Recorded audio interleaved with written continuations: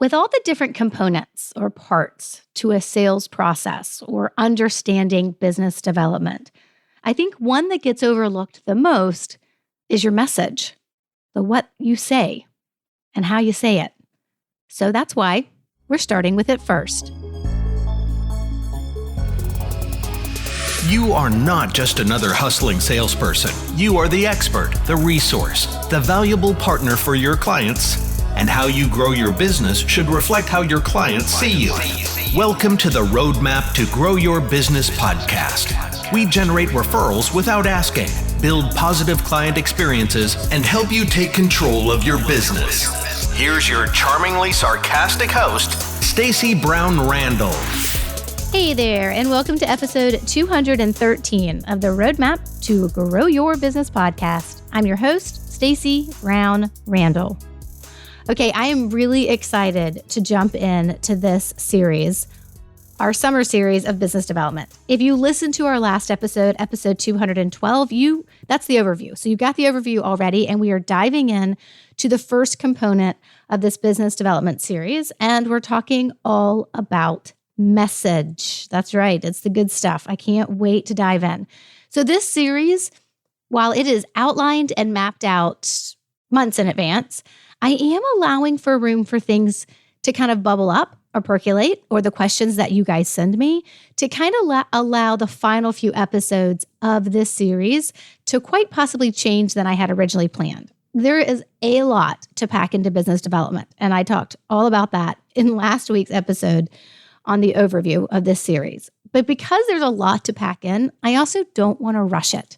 There's absolutely no need to rush through all these components, even though it's a summertime series and we will be done before the end of the summer. It's also one that needs our attention. Even though for some of you, you're thinking, oh my gosh, I have to listen to weeks on end of Stacey to talk about business development and sales. I'm not a salesperson. I don't love sales. I'm right there with you. I'm not a salesperson either. And I don't love sales too.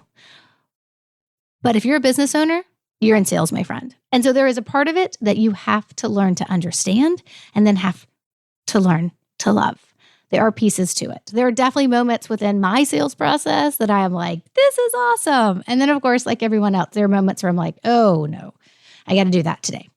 But that's okay, because this series is going to help you see your sales process, your business development process in a whole new way, possibly. Or if you've got a pretty good business development process, it may very well just help you tweak some things or consider some things you've never thought of before.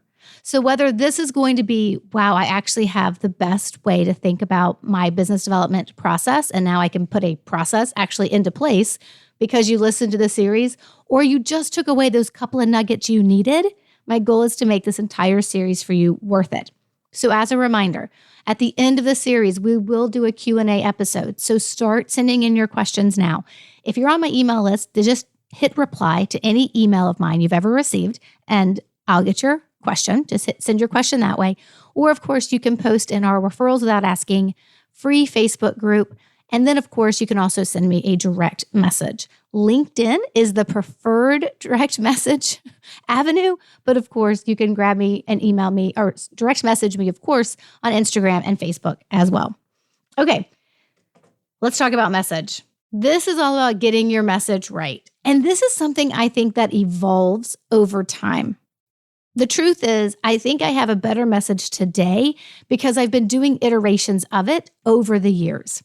Now, for some of you, you have like, this is what I do. This is my message. This is my website copy. This is how I answer the question, what do you do? This is how I talk about my work when I'm in, the 30-second elevator pitch when I'm in a networking event. A lot of you have that and it doesn't change much. And then for others of you, whereas it doesn't change much, you're just always making it better, right? And I think that actually goes for anyone, whether you're like, hey, I am a divorce attorney, and this is what I do. I help people with divorce. Even if you know what that is and how you say it and how you talk to people about it, sometimes you'll find yourself in conversations where you'll just explain it differently than you ever have before, and you'll see a light bulb go off. And so that's why I think messaging is so very important. So for some of you, there's the I do this, and I've talked about it the same way for years. And this may help you just think about it a little bit differently from the people who are receiving your message, which hopefully then are your prospects who will become your paying clients. And for others, actually what you do, the business that you started, because maybe you started your own business in a very different way. It wasn't like, hey, I'm now an attorney at a large firm, now going out on my own, but you started a different business. And so how you talk about what you do will always be evolving. I think about that from the perspective of when I was a productivity and business coach back in the day. How I talked about what I did definitely over the first couple of years evolved until I really had that way to talk about what I did that would spark a reaction in the person I was talking to. And it's no different with my business today, right? I talk about referrals. I talk about getting referrals naturally without manipulation, without incentivizing, and without even asking. But even that message has evolved to where it is today. And so the reason why we are starting here is because what you say about what you do and how people respond to it is so very important, because it's what you're saying and how you're saying it is really what gets someone to say, yes, help me. You're the expert. You know how to fix this. I trust you. Help me solve it. And they need to understand what you do, which is why we're starting this entire business development series off with the message. What you say about what you do is really important. Now, here's the thing. I am absolutely probably going to leave things out throughout this entire series because there's just no way I can get through all of it with every nuance and facet that is involved within business development. And even with this episode around messaging, there's probably some things that you're be like, wait, but you didn't talk about. But here's the thing you need to understand about message. You need to have words that spark action in your prospect. Now, somebody could be a prospect and read your website today and it not spark action because they're not at a place where they really want to hear it or really want to take action. That could come with time. But the message piece is so important because in a lot of ways, even if someone's been referred to you, the very first thing they experience is your website or meeting with you and hearing you talk about what you do and how you help people. That's all in your message. That's all the things that are important. So I'm going to be honest with you. When it came to doing this episode, I thought to myself, not doing this one by myself because this one is so very important. And so I brought on just the best dynamic duo when it comes to messaging. And that's Angie Schultz and Kelley Hartnett. They are amazing. And I brought them on and interviewed them because I knew they could talk about this in a way that, well, to be perfectly honest, I'm not qualified. I have done a lot with messaging. I have helped people write a lot of language when it comes to referral seeds and it comes to touch point language. But that's pretty much where my expertise ends. Now, I know a lot about my own business and the messaging within my own business. And after doing this a decade, I've gotten pretty good at knowing the words I want to say. But even when I decided to redo my website, I was like, I'm not writing this copy myself. I'm going to have some help. I'm going to have somebody from the outside help me understand what I need to be sharing so that I can help move people to action if they really want to take control of their referrals. So I brought on Angie and Kelley, and they are amazing. And I know you'll enjoy this interview. They are both StoryBrand certified guides. I think Angie may have been like the very first person who was certified to become a copywriter and then a guide with the StoryBrand certification process. I actually think Kelley was probably like right there with her. I think they've both been StoryBrand certified guides for 5 years. And if they haven't, they've been doing it for as long as anybody because they are freaking brilliant. They are so, so awesome. So I'm going to put their contact information into the show notes for this episode. But if you've ever thought about rewriting your brand messaging or rewriting the copy on your website or getting some help to figure out like what is it that you say in your 30-second elevator pitch, or what does it look like when you're thinking about how to promote your message through your social media pieces, like all the different things where you write words. These are two ladies you'd want to talk to. I have personal experience with them because they helped me do the copy for my new website, which is really, really exciting and a process in and of itself. And so I'll put their information, and I'll tell you a little bit more about them at the end, but I'll put their information in the show notes for this episode, which is stacybrownrandall.com/213. That's 213 for episode 213, and Stacy has an E. So here's what a StoryBrand certified guide does, right? They help small businesses and nonprofits clarify their messages and develop websites that convert without feeling salesy. It's a really, really important process. So without further delay, let's dive in and let's get going with this interview. Angie and Kelley, I am so excited to have you guys on the podcast today. I was saying right before we hit record, it's like the gang's back together since I just finished up working with you two super smart, super brilliant ladies on the messaging for my business. And I couldn't wait to have you on the podcast to share all your brilliance and all your tips with my listeners. So as I mentioned in the introduction, we are kicking off our business development series, and we're starting at the most important place. In my mind, I think, Angie, Kelley, you guys would probably agree with me on this, but we're starting at the most important place when it comes to getting new clients. And we're starting with messaging. So I'm so excited you guys are on the podcast. Thank you for being here. Thanks so much for having us, Stacey. We're really looking forward to this conversation. We love being here, Stacey. Working with you has been such a dream, and to be able to talk to your audience is just a fun bonus. So thanks for thinking of us. Oh my gosh, absolutely. I love that you said working with me is a dream. And now I have that in recording. So So I try to be the client that I want. So hopefully I was for you ladies as well. Okay. So 100%. Thank you very much. Okay. So let's dive in to what I think is kind of the most important question I'm going to ask you guys, which is why messaging is so important. Like, what makes it the place where you have to start when you want to talk about starting a business or growing a business or getting more clients? Like, and Angie, let's start with you, but like, why do you think messaging is so important?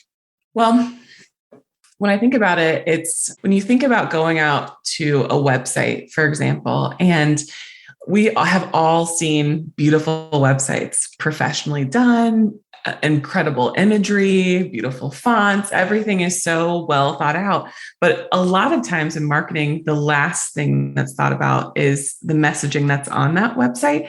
And a pretty website isn't going to sell. So I'm not saying you don't need to have all those professional things to make it look and feel and give that first impression that you want, but you've got to have the clarity. You know, we hear clarity is kindness. And if you can give your audience just a really clear and concise understanding of what it is that you offer, how it's going to solve the problem that they have, and how it's going to make their lives better, it is kindness to them so that they can focus in and understand what you do, how you're going to make their lives better, and without burning too many brain calories to get there.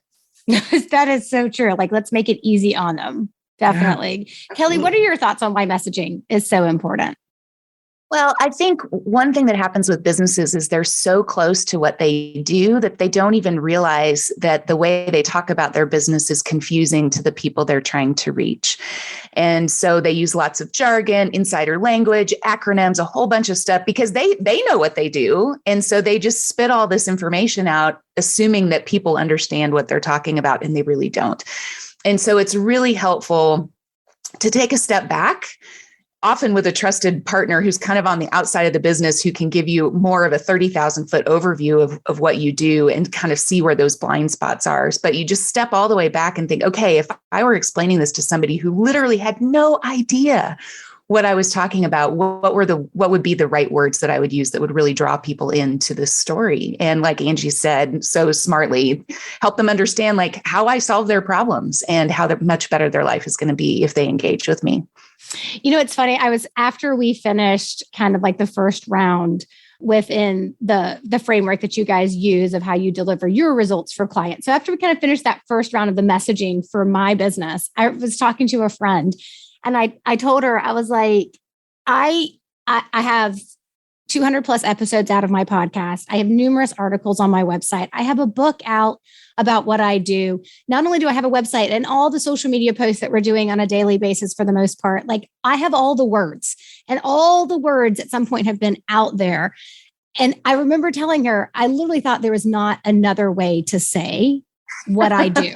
It didn't exist. And I was like, and darn it, if they didn't come up with a better way and a different way to say all the things that I had been saying. Like, I was so surprised. And I think that's the point of what you guys were saying. Like, as business owners, we're so close to it that sometimes it takes a third person to kind of be like, but this is what it needs to say so that it's clear and it makes sense. But it was funny. I was telling her, I was like, I can't believe they came up with another way to say it, and it's better. And it's great.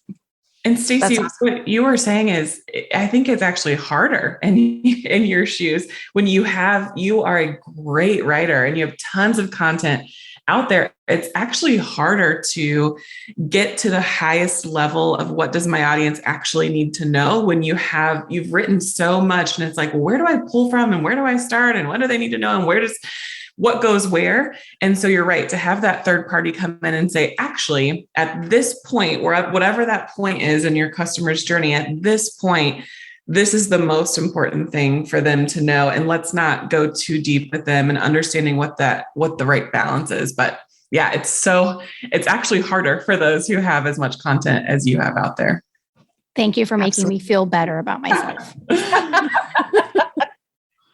Yeah, I think the other thing that's really helpful when you have that third party to look at your messaging with you is it helps you to find what actually differentiates you from your customers, because so many people in the same industry are saying the same thing. And so like you said, when you have somebody who can come in and say, oh, here's another way to say it that nobody else is saying it this way.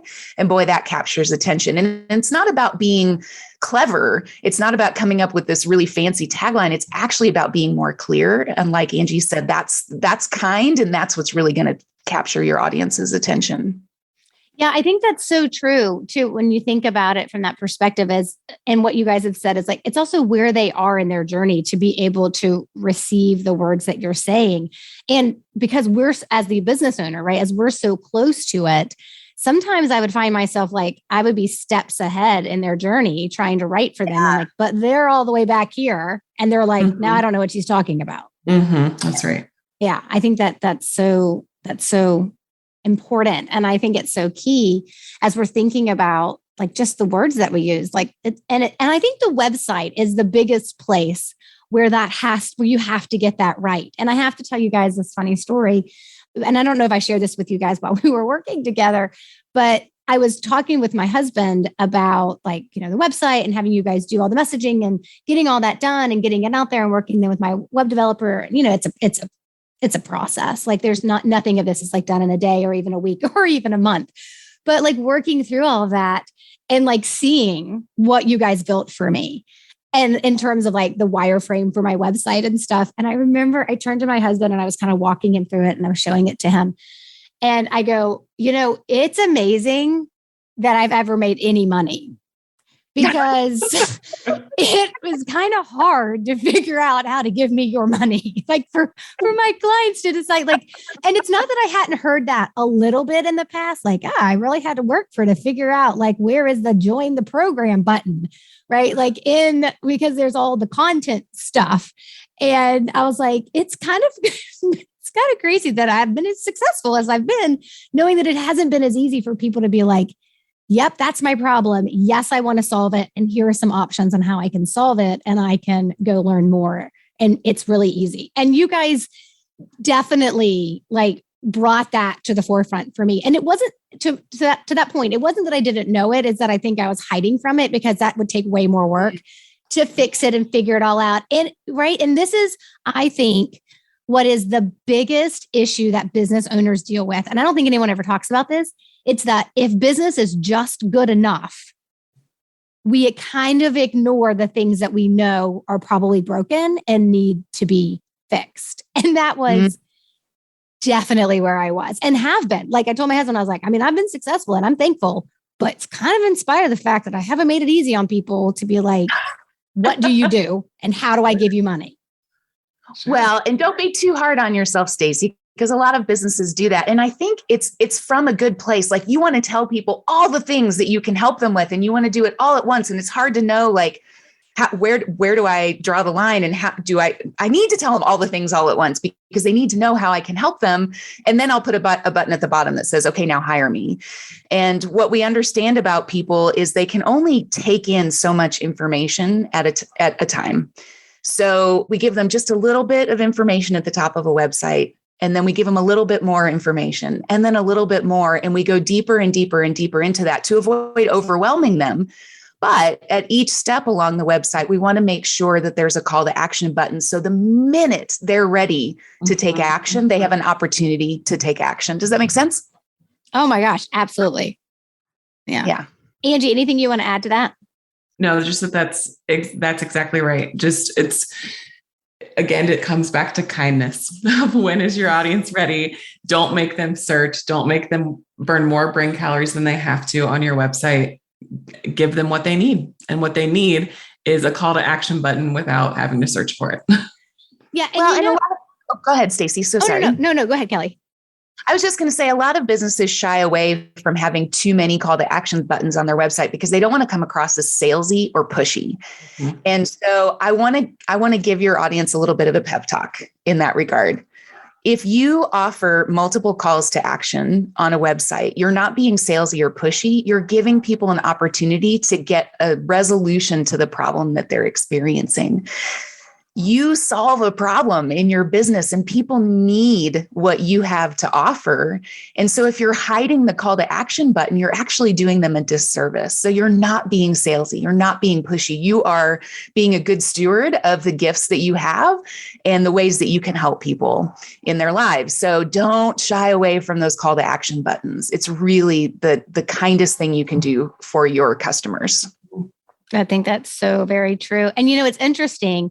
So I want to dive in a little bit about the fact that you guys are both certified StoryBrand guides. And that's the methodology. I think that's the way I could talk about it. That's the methodology that you guys help your clients kind of create their messaging, create their website, create, wherever the content is going, you can help them create, whether that's the website wireframe or the social media images or, the email sequences and all that kind of stuff that you guys help clients do. And you use the StoryBrand framework to do that.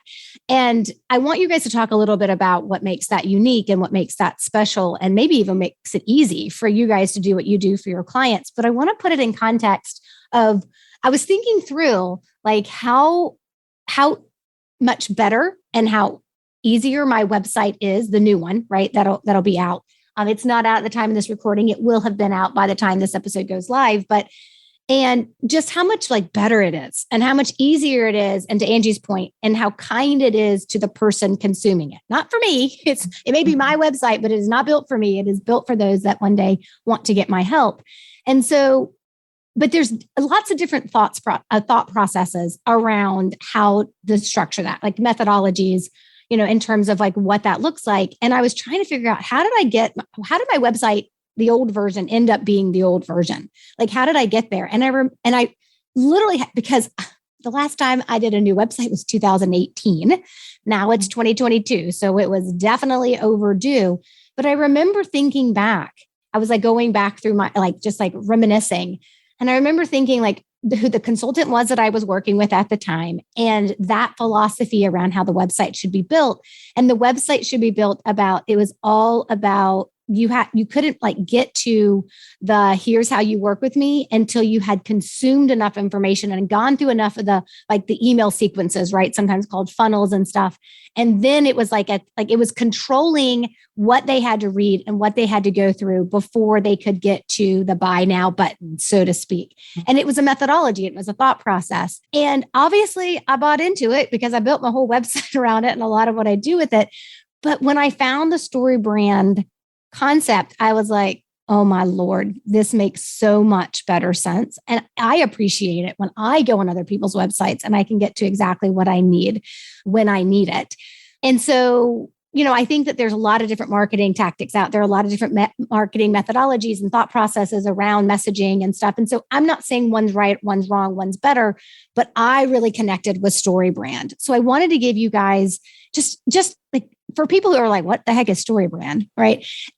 Give them an idea of what StoryBrand is and how it helps you serve your clients and helping them write their messaging and why you guys like this framework so much. So Kelley, why don't you start first for us? Oh gosh, it's such a huge question. Okay, I'm going to try my best here. So the StoryBrand is based on a major paradigm shift in marketing. And the paradigm shift is this. Your messaging is not about you, the business. Your messaging is about your customers. Too often, businesses make themselves the hero of the story of life And the truth is, our customers, all of our customers, are looking for a guide who can help them solve their problems and win the day. So StoryBrand is based on a narrative framework it's the same narrative framework that you'll see in every movie, every book you read. And it's that you have a character at the beginning of the story who wants something, but there's a problem that's getting in the way of them getting what they need. And so they have all kinds of feelings about that problem, and they encounter a guide who has the solution to their problem, gives them a simple plan that they can take these easy steps to resolve their problem. The guide calls them to action, which we just talked a lot about. And then the character has a choice of either following the call to action and experiencing success in their life, or not following the call to action and maybe continuing to experience the problem that they have. So it's a 7-part framework that goes through every story. Now I've ruined every movie you'll ever see. You'll sit down and watch a movie and go, oh, there's the character who wanted something and that got in the way. And oh, look, there's the guide. They showed up and here's the plan. That's the way it works. So it's just a different way of approaching marketing from a storytelling perspective that draws in your audience, because they're like, oh my gosh, they're talking about me. They're not talking about themselves. They're talking about me. And I resonate with this. And I trust that they're going to be able to solve my problem. I don't know, Angie, how did I do? What else? What did I leave out? What would you add? Oh, that was beautiful. It was a great description. I think about Story, Don Miller, the creator and author of Building a Story Brand, talks about this and how story quiets your mind. So I don't know if anyone out there, I'm sure there are many out there like me who at the end of the day, if I'm trying to just decompress and quiet all the millions of, thoughts that are going through my mind, I'll either read a book or I'll watch a movie or watch a show. And it's that power that story has to captivate your brain, to captivate your thought process. And in marketing, it can work in the same way. So if I'm reading a website and it's written in this story format where, like Kelley said, I can see myself in that story. It feels as if you're talking directly to me because you've understood your audience enough to know who I am, what problem I have, and to understand how desperate I am for a solution in this area. Then it really draws me in the same way to quiet my brain, like that movie does or like that book does. And it's incredibly powerful and fun to see the results of using it in real life. Yeah, when I first, I don't remember when it was that someone said you should check out StoryBrand. And I was like, oh my gosh, one more thing, right? Like, it's like one more thing I need to learn as a business owner. I thought they had me when they said you got to learn QuickBooks. And I was like, come again? I'm sorry, what? Right? I mean, that's what, as business owners, you better be a lifelong learner and you better be open to learning different things, because that's what it's usually going to take to help your business be the type of business that you want it to be. But I remember when someone first told me about StoryBrand and I was like reading a little bit about it. And then obviously I got the book because I'm a book reader. So if you've got a book, I'm probably going to read it. And I remember having both those moments that you guys talk about. It's like, yes, it makes so much sense that at the end of the day, the client, right, is the hero and is looking for the business owner who is the guide. And of course, that makes sense. I just think because that's the way it should be, right? That's why people hire us. That's why people buy our products and our services. But it also aligns with what I teach from the referral perspective. The referral source is the hero. You are the one who's taking care of them, right? So that they can keep being the hero, and they're being the hero, not to you, but to the person who has a problem. And that's why they're referring the person to you. So it's keeping that focus on the referral source being the hero. And in this case with StoryBrand, keeping the focus on the client, the potential client being the hero. And I think when you kind of get that point, everything else falls into place from the framework's perspective. And it's kind of like, oh, well, then it would make sense that we need to talk about the problem. And then it would make sense that we need to talk about, right, from their perspective. And I think that's so key. Yeah, absolutely. And I think it's important to realize as a business, it's not that you can never talk about yourself. Right. It's that when you do talk about yourself, you want to have your client in the forefront of your mind. And the way you talk about yourself is just to firmly establish yourself as that guide. And you do that by letting people know why you're competent to solve their problems. We call that authority, and why you care about them, which is empathy. And empathy in marketing is incredibly powerful. Again, it creates that resonance where the clients say, oh my gosh, this person really understands me. And not only do they understand me, but look at this experience that they have. Look how many people they've helped solve this exact same problem that I have. So I can trust them because they care about me and they can help me solve this problem. So it's not that you never, ever, ever talk about yourself as a business, but I joke around, like on an about page, for example, for a business, your about page is not about you, which is bizarro, I realize, but your about page is really about your customers. And anytime you talk about yourself, it has to be in the service of displaying your empathy and authority. Yeah, I would even say the contact page as well, right, Angie? Right. Yeah, that's right. Yeah, it's the entire site is through the filter of what does my customer need to help them through this journey and to help them understand how what I'm offering is going to help them achieve the success that they want. And if you can look at your website, your email sequences, whatever brochure, if you're working in a, physician's office or an attorney's office and you have print materials that you're putting out in front of people, then anything that you're writing should be viewed through the lens of that filter of how is this going to help my audience understand what I offer, how it solves their problem, and how their lives are going to be better because of it. Yeah, I think that's so key. And it's easy though, too, when you kind of get that and that piece kind of makes sense, then you're kind of at that place where you're like, oh, this actually makes it easier to figure out than what I want to say. Sometimes it can be, you're so right. Sometimes other times it can be such a paradigm shift, as Kelley said, that it can feel really foreign to how do I, like, I get the concepts. A lot of times people will read the StoryBrand book, which is amazing and incredibly written. It feels as you're reading it, gosh, this would be really easy to implement and do. And then you sit in front of the computer and it feels so different than what you may have done before, that we find a lot of people get stuck in that first step. But once you get rolling and once you do a few things with this new kind of narrative, I agree with you, Stacey, it becomes a whole lot easier, but it takes a little bit of practice to get there.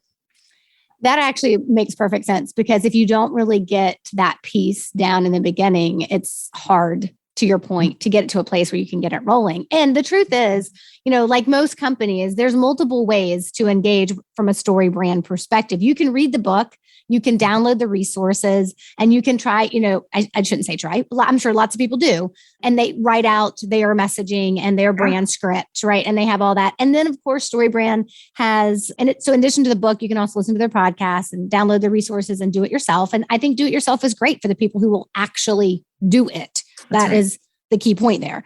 And then, I think about the way that StoryBrand is built. They're kind of modeled the same way that I am, right? It's hey, you can read the book and you can do it yourself, or you can take the next step. And with StoryBrand, it's engaging in some of their, it used to be live events. Now I believe that they're virtual events that they do, where they'll walk you through being able to do it. But it's live. And so you're doing it in the moment.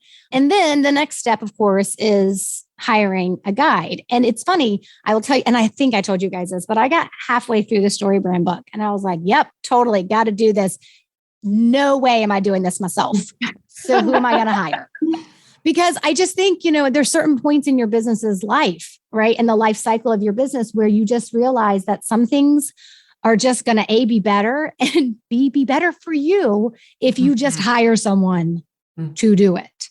And that was really, for me, it was like, I get it. I'm on board. I'm all in, but I'm not doing this. I'm not putting these words on paper if I don't have to. And I think, Angie, to your point, for me, it was exactly what you said. Like, I felt like I should be able to, because I have all the words, but I also felt like that what was paralyzing was because I had all the words and I had so many words. I mean, I do not struggle with a lack of assets in terms of content and checklists that people can download and like all the things and like what are called lead magnets in my world, or like freebies for people to take advantage of. Like, I don't lack any of that. And so, but to your point, it's like getting it and getting it out. So I would love for folks to kind of have an idea like no matter where they are in their journey, right? And if StoryBrand's the first time they've heard it, and or even the idea of the concept of getting your messaging right before you dive into the million other ways that you can go ahead and try to get clients. But just for folks to kind of have an idea of some tips that would be really good for them to help get their messaging right. Like my tip would be, at a bare minimum, go listen to the Marketing Made Easy podcast, which is built around where they talk about where Dr. JJ Peterson. I have to tell you this funny story. I listen sometimes to that podcast on my way to pick up my kids in the afternoon, and usually the episode is still going on. And my daughter, when she opens the door and she hears JJ's voice, she was like, "Oh my gosh, Dr. JJ again." She's 11. And I was like, yes, and I'm going to finish listening to this all the way home. Thank you very much. But so, granted, I would say read the book, listen to the podcast or whatever, or take the next step and hire folks just like you, right? I mean, I think that I could not give you a bigger seal of endorsement for people to consider when it comes to actually hiring someone to be their guide through this process and hiring a certified StoryBrand guide. So that's my tip when it comes to folks to get their messaging right. But you guys have much more tactical tips to provide. So if you guys just have a couple of tips, and I may be catching you off guard with this question, but just a couple of tips to people can think about when trying to get their messaging right and kind of moving in this direction. I mean, Kelley, I'll start with you because I think you mentioned that you already gave the tip around the call to actions, right? The call to action buttons. I think that is such a great tip. But just if you guys had just a couple you wanted to share so people can start thinking about, all right, if I were to apply something like later today or this week after listening to this episode, what's one or two small changes that I could make based on these tips that you guys have? So Kelley, if you want to start. Yeah, sure. So one of the things that I always do when I look at a prospective client's website is I zero in on the header or the hero section of the site. That's the first thing you see. It's above the fold, which is an old newsletter or newspaper term that just means before you start scrolling, what do you see in that hero section? And my big tip is that what you should see are the answers to 3 questions. What do you offer? Why do I want it? And how do I get it? What do you offer? Why do I want it? How do you get it? Or how do I get it? If you can make that section, that very first section of your website, crystal clear in answering those 3 questions, you'll be far and away above what a lot of businesses do. Because a lot of businesses just, they use all these big fancy words and they try to sound smart and all those things in that section. And people are like, I don't know, but I don't know what you do.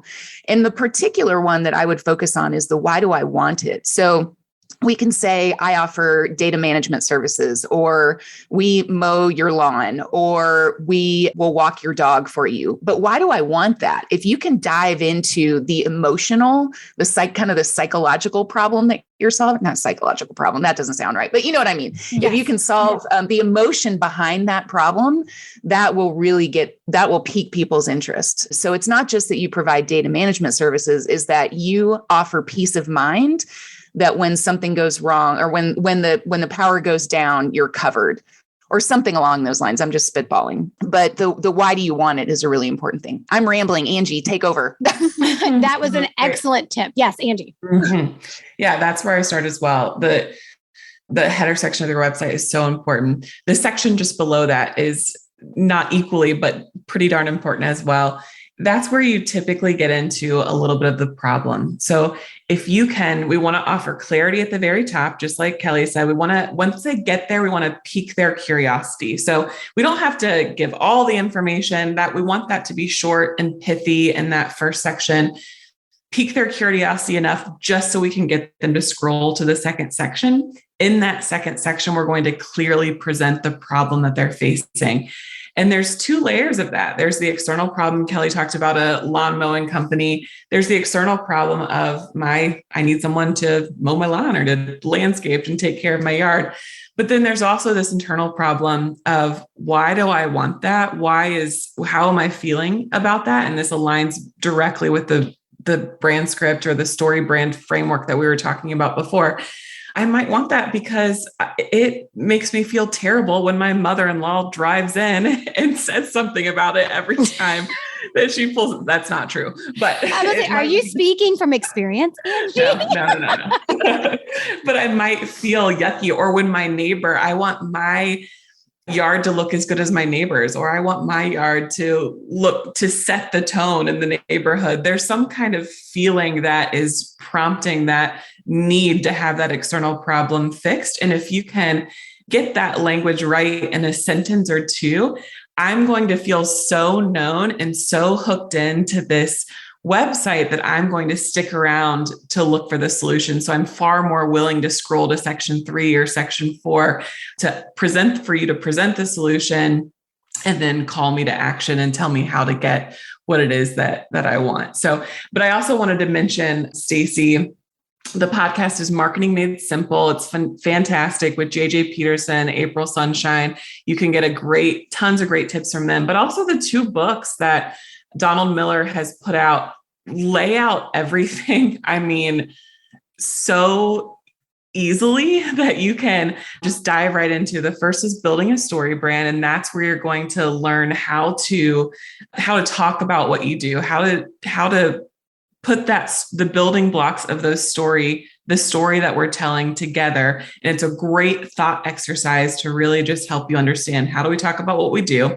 Then his second book in that series, Marketing Made Simple, is going to help you translate that story that you've defined out into a sales funnel. So there's a chapter on how to write a website, and it tells you exactly, hey, section 1, do this, section 2, do this, section 3, do this, and lays out in template form.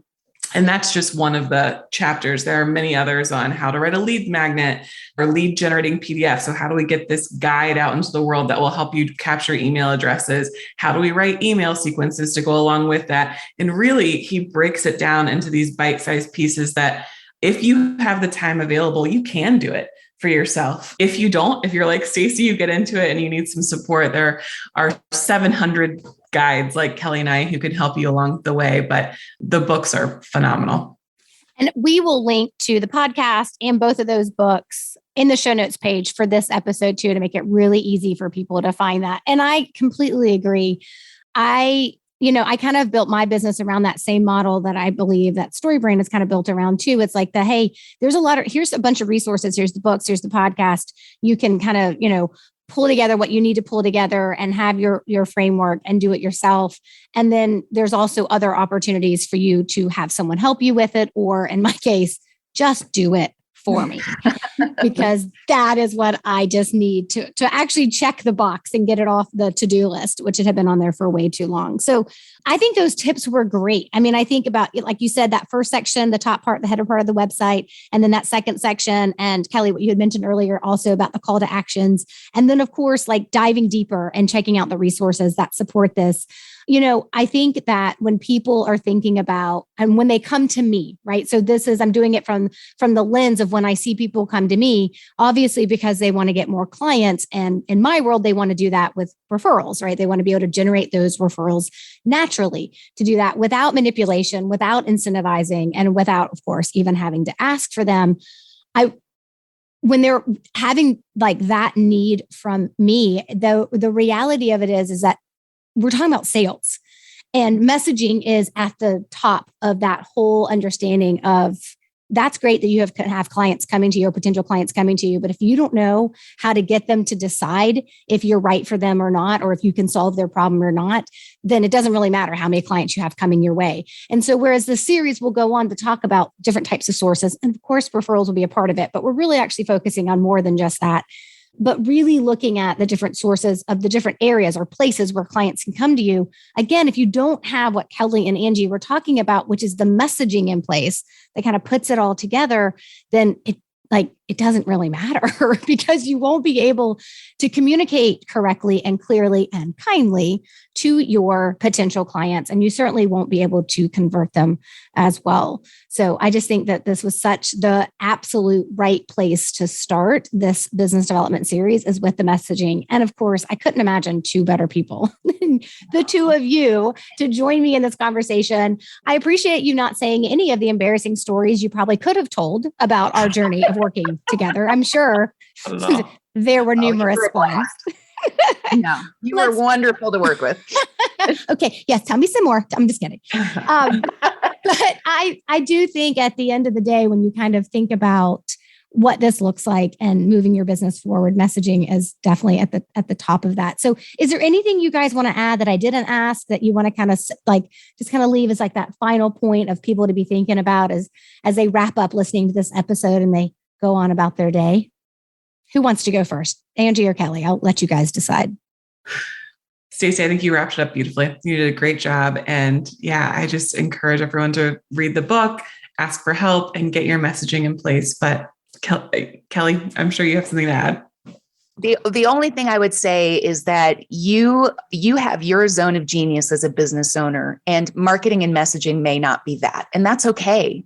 So to dive into these simple resources that Angie listed, or even to hire somebody to help you with this, that's going to help you in the long run, because you're going to get to focus more of your time and energy on what you love and what you're good at, which is only going to serve your clients even better. So I know it can be really hard to invest in yourself and in your own business, but at the end of the day, it always pays off. And messaging is absolutely the right place to start.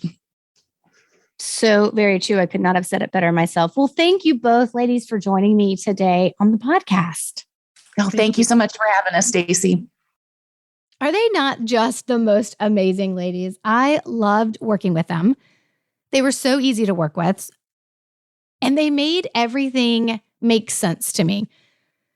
I think one of the things for my process going through and getting new messaging for my website and for my brand messaging, I think one of the things for me that I kind of came across as I was going through this process is that I've been saying all the things for a really long time, and I couldn't imagine there was a better way to say what I did. And yet they figured it out. They discovered that there was. So I hope you guys will check them out. At a minimum, I hope you guys will take the tips that they gave you around your copy, whether that's on your website, whether that's just your brand messaging of how you talk about your business, or whether that's in your social media or all the other places where you get to talk about the work that you do. I hope that you will take their tips and put them into practice.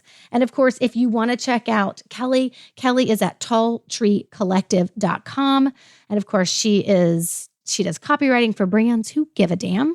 And so talltreecollective.com, we'll put that on the show notes page. And Angie, you can find Angie Schultz. And she actually does a 5-minute StoryBrand review where she'll go in and give you a quick 5-minute video of her reviewing your website and giving you tips, which is a really cool offer that she has. And so I will put the link to Angie's 5-minute StoryBrand website review. That's, of course, complimentary. It's free. I'll put that in the show notes page as well. She's at angieschultz.com. And I really hope you guys will check them out because they are amazing.